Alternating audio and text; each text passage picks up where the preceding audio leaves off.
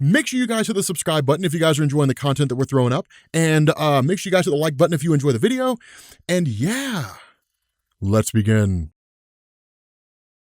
So a lot of you guys really seem to enjoy the video that we did when we talked about the Joker, right? And indeed, those are the kind of videos that we used to make when I first launched this channel 6 years ago. We used to ask these philosophical questions. For example, does Galactus consuming worlds fall into the category of being good or evil, or is it neither? A lot of you guys really seem to enjoy those. In this video, I want to ask a question that may not even really have a definitive answer, but I want to see if we can find one. I want to ask the question, do people need superheroes?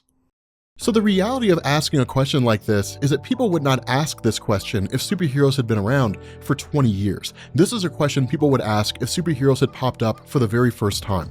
And so what I'd like you to do here is to remove yourself from this real world. And I want you to imagine yourself in this world of comic books. And I want you to imagine that superheroes had basically just become something the society was aware of, which is to say Peter Parker has just become Spider-Man. Maybe the Avengers have just formed for the first time. But whatever the scenario is, superheroes have just now risen to prominence and is something people have just become aware of. With that in mind, people would most likely adapt the scenario or adapt the question of asking, how do we compare to these various superheroes? Which is to say, what role do people play in society absent superheroes? For us as people, we create laws and standards by which society exists, i.e., we create a social contract. Now, the reason for why we create these social contracts is relative to what philosopher you're looking at. For example, if you looked at Thomas Hobbes argued that when society exists in a state of nature, which is to say no order government whatsoever, that people would basically kill, steal, and enslave others in order to ensure their own survival and their own safety.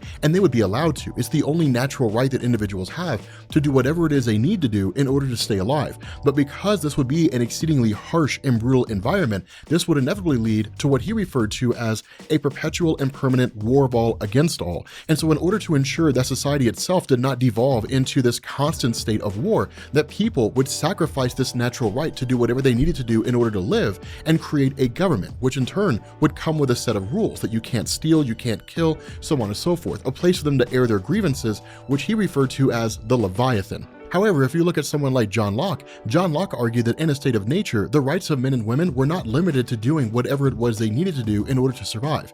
Instead, that the rights of individuals were inalienable, that people had the right to life, liberty, and property, something that would be carried over in future philosophers and even the framers of the US Constitution. The result was that in order to ensure that these rights were maintained, that individuals would form an organized government to protect these various rights. But regardless of how you slice it, the coming together of an organized society and the formation of a government for that society is designed to maintain and to ensure the survival of the rights and the lives of the people involved. It's the reason why we create laws that say it's illegal to steal, not because we morally believe that stealing is wrong, but because if stealing is illegal, it means you cannot steal from me. And if you do, I have legal recourse for that.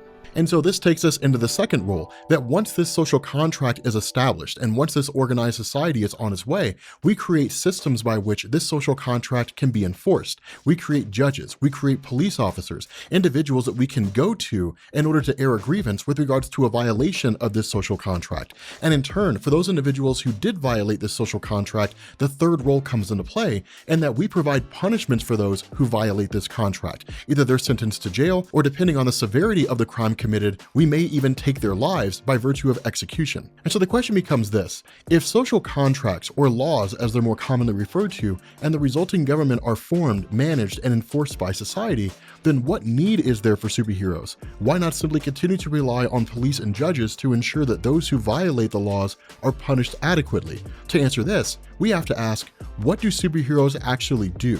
And are the tasks that they undertake beyond the ability for society to handle on its own? On a surface level, superheroes fight bad guys. It's the most fundamental aspect of who they are. Sometimes superheroes fight villains who have a kind of technological advantage over society. Maybe they're smarter than everybody else. Maybe they have some giant warship that they use to rain down fire on a city.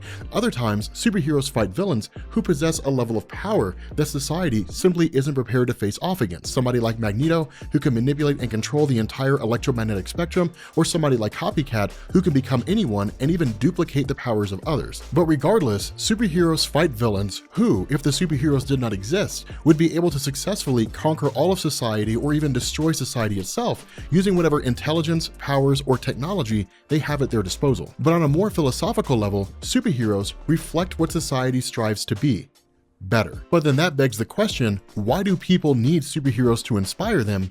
Why can't they simply just become better? The reality is that as people, we are imperfect, and we are oftentimes more emotional than we are logical. When it comes to committing crimes, for example, Agnes Heller from the New School of Social Research argued people commit crimes under one of three circumstances.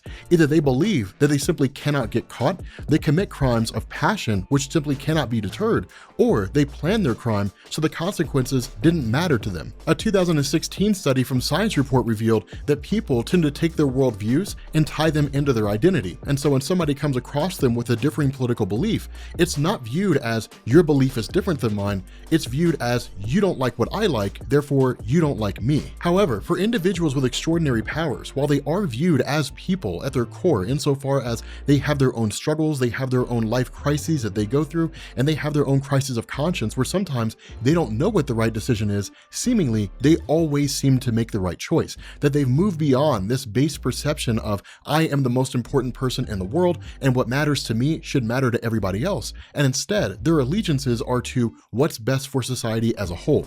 And so to wrap back around and find an answer to this question, do people need superheroes? I would say the answer is yes, because as people, we oftentimes get caught up in our own lives. We get caught up in the various circumstances that we're facing with, and we have a hard time seeing anything beyond that. We oftentimes see the world through the lens of our own experiences, and we have a hard time seeing the world through the lenses of other people's experience. And the result of that is we get wrapped up in our own lives. With superheroes, on the other hand, their duty and their allegiance is to humanity as a whole, is to society as a whole. They have to put their own struggles aside and ask themselves, what's better for the world? And that's what people are continually striving to achieve. People are continually striving to move themselves to a position where they view the world as not just about them anymore. People are striving to move to a position to where they can see the world in such a way where they ask, what's better for society as a whole?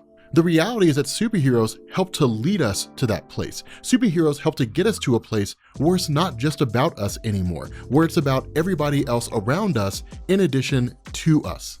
And so I think we have a pretty reasonable answer here. Again, there's not really a definitive answer to this question, right? There's not an absolute answer here. This isn't really a 2 + 2 = 4 formula. It's not as straightforward as the video that we did on the Joker, but it does ask some pretty interesting questions, and it does require us to offer some pretty significant self-examination with regards to us living in a world of superheroes, what those superheroes have to offer, and how those superheroes can lead us to become better people. But with that being said, guys, we're gonna bring this video to an end. Definitely more metaphysical than the ones that we've done in the past, but I like that. I like having, asking questions that don't really have definitive answers, because it really is open to interpretation. And I want to open the floor to you guys. I want to know what you all think about this. Do you guys really believe that people need superheroes? Or do you think people are capable of becoming the better versions of themselves without the help of superheroes? It's kind of an interesting question. So with that being said, guys, we're going to bring this video to an end. I look forward to seeing your answers down in the comments section. If you are new here to Comments Explained, make sure you guys hit the sub button to become part of the Rob Corps. If you guys enjoyed this video, make sure you drop a like, and I will catch you all later. Peace.